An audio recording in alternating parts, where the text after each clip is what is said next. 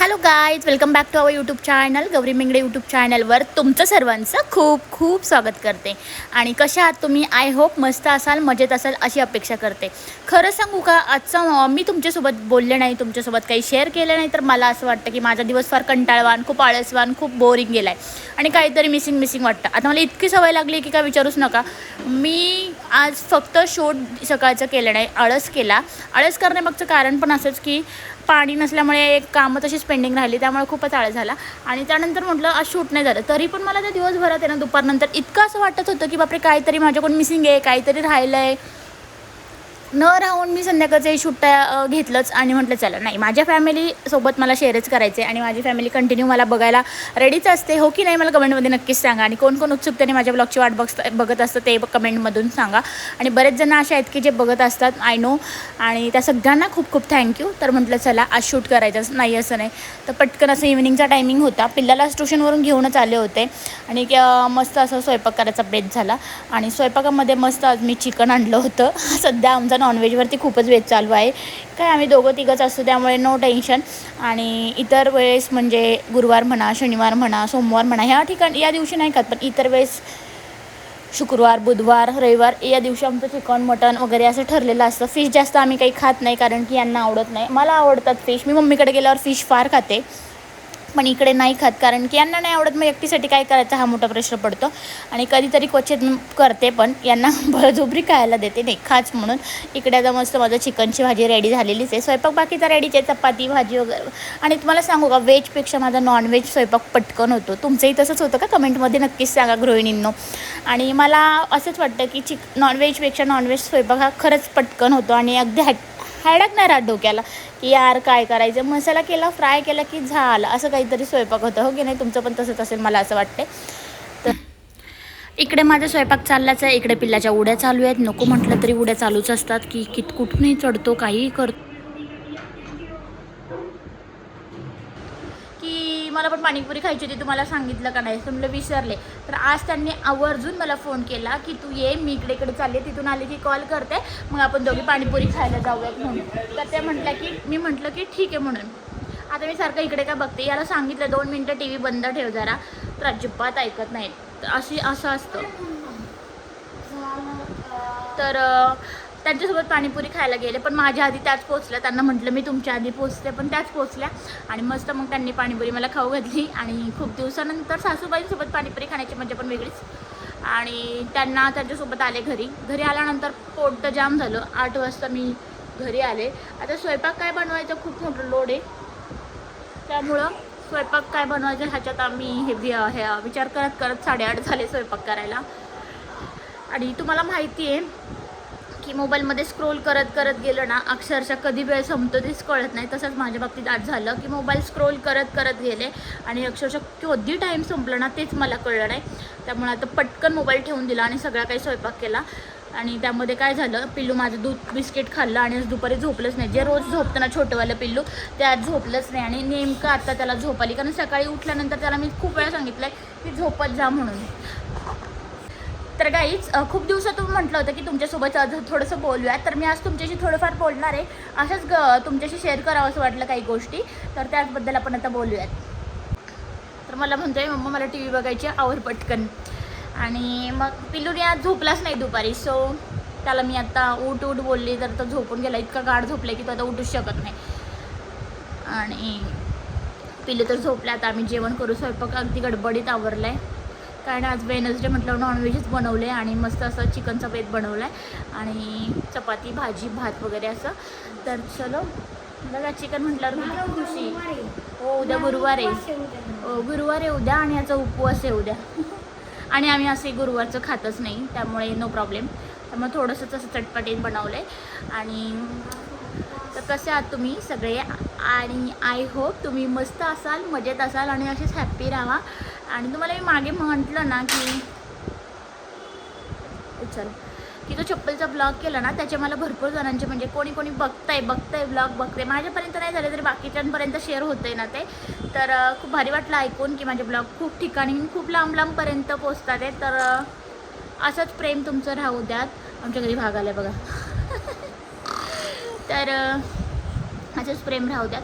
आणि असं म्हटलं ना की मी खूप महाग गिफ्ट म्हणजे खूप महाग गिफ्ट मी त्यांना घेतले. म्हणजे कसं झालं, ते घेतात त्यांचं मला त्याच्याबद्दल काहीच नाही वाटत, पण मी दिले. म्हणजे आधी सोनं विना असल्या काही गोष्टी घडतात, पण त्या घरातच येतात ना.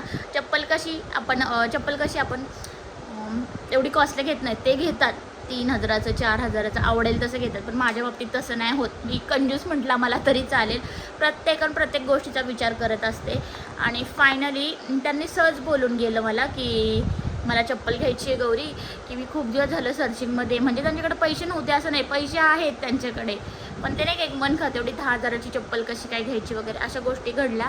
आणि खरंच आहे ते कोणाच्याही बाबतीत होऊ शकतं की विचार पडू शकतो की असं की यार वेस्टेज आपण 10,000 चप्पलला घालवतो आहे असा विचार येतोच. पण ते खूप दिवसापासून जर मनात एखादी गोष्ट बसली असेल ना आणि ती घ्यायचीच आहे, मन खात असेल, आणि भरपूर वेळा त्या शॉपमध्ये जाऊन आलो आहे घ्यायचं नाही घ्यायचं असं ठरलं आहे. फायनली मी त्यांना म्हटले माझी भिशी लागली आहे, तुम्ही घ्या बिंदास असं म्हटले. तसे त्यांनी लगेच म्हणजे एका नवऱ्याला एक सपोर्ट हवा असतो बायकोचा, तसं त्या पद्धतीने मी जर एखाद्या गोष्टीला होकार दिला तर तेव्हाच ते पुढची गोष्ट करतात.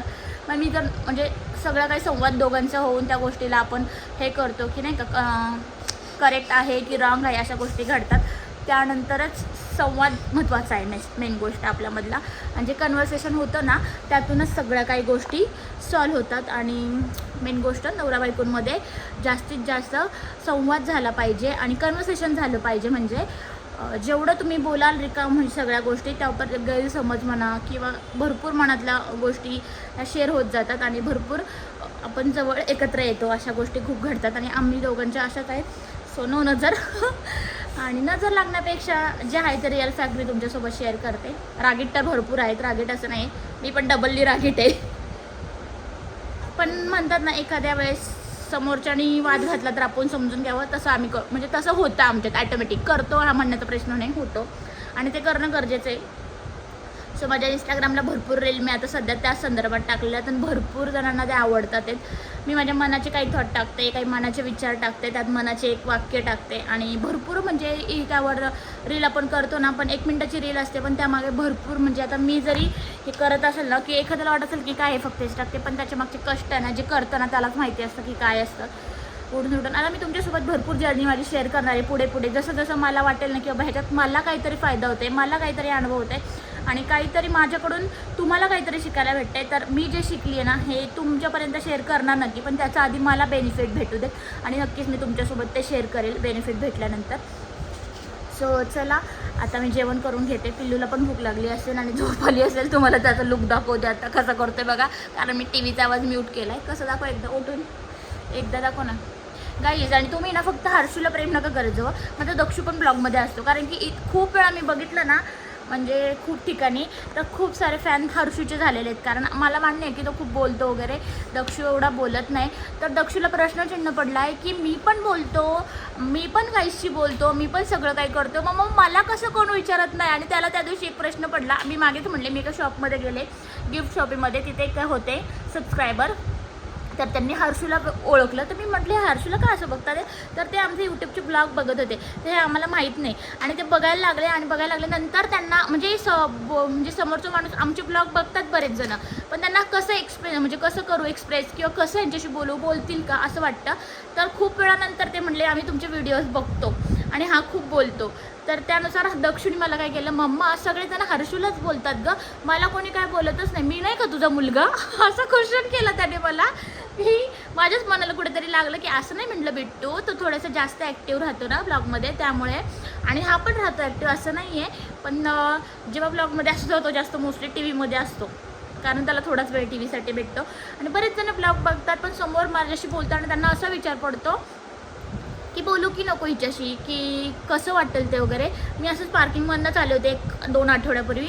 मला तर मनात नाही देणार की आता मला मान्य आहे की मी तुमच्यासोबत ब्लॉग शेअर करते, पण मला समोरचं कोण बघतं हे नाही कळत, मला कोण ब्लॉग बघतंय ते. सबस्क्रायबर माझे आहेत, जर स्वतःहून समोर बोलले की आम्ही तुमचे ब्लॉग बघतो तर मी खरंच मनापासून त्यांना धन्यवाद मानते, थँक्यू म्हणते.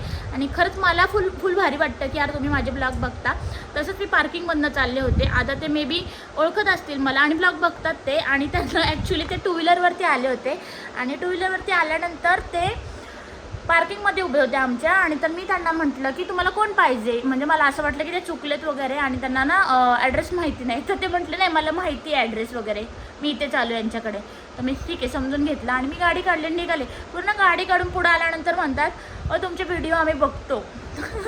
इतक्या वेळा म्हणजे काही बोललेच नाही, त्यानंतर बोलले. मग मला इतकं भारी वाटलं की यार मी त्यांना थँक्यू म्हटलं आणि व्हिडिओ बघतो. इतक्या उशिरा म्हटल्यानंतर थोडंसं हे पण झालं की एवढं का तुम्ही कन्फ्यूज होता. आता मला एखादी गोष्ट आवडली ना तर मी लगेच एक्सप्रेस होते आणि त्या लोकांना खरंच त्याबद्दल बोलते, किंवा नाही आवडली तर थोडंसं चुकीचं असेल तर तसं तुम्ही पण माझ्यासोबत शेअर करा. तुम्हाला आवडलं तर बोला, कमेंट करा छान छान. प्लस तुम्ही मला लाईक करा, किंवा मी तुमच्याशी समोर भेटले तर बिंदास बोला.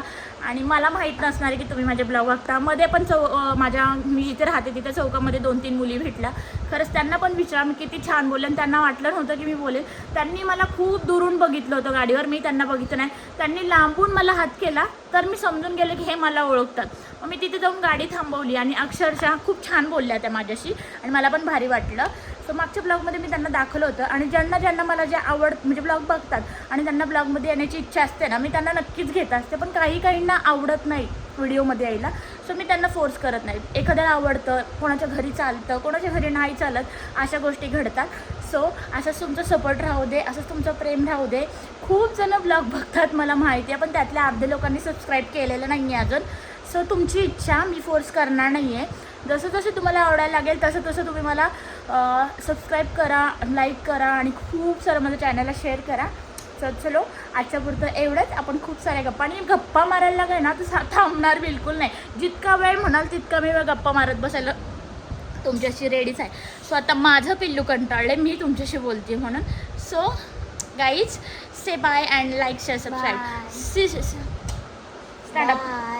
Bye guys. आणि असंच प्रेम करा, लाईक करा, लाईक करा, लाईक करा, शेअर करा आणि सबस्क्राईब करा. येस. आणि माझ्या पिल्लूला पण पहिचान करा. खूप लाडाची पैरावीची माझं पिल्लू आहे हे मोठंवालं, पण त्याला असं वाटतं मम्मा फक्त हर्षूलाच प्रेम करते, पण असं नाही आहे. मम्मा ऑलवेज लव्ह यू बेटा. चलो बाय गाईज. आपण भेटूयात नव्याने उद्याच्या ब्लॉगमध्ये. तोपर्यंत कंटिन्यू.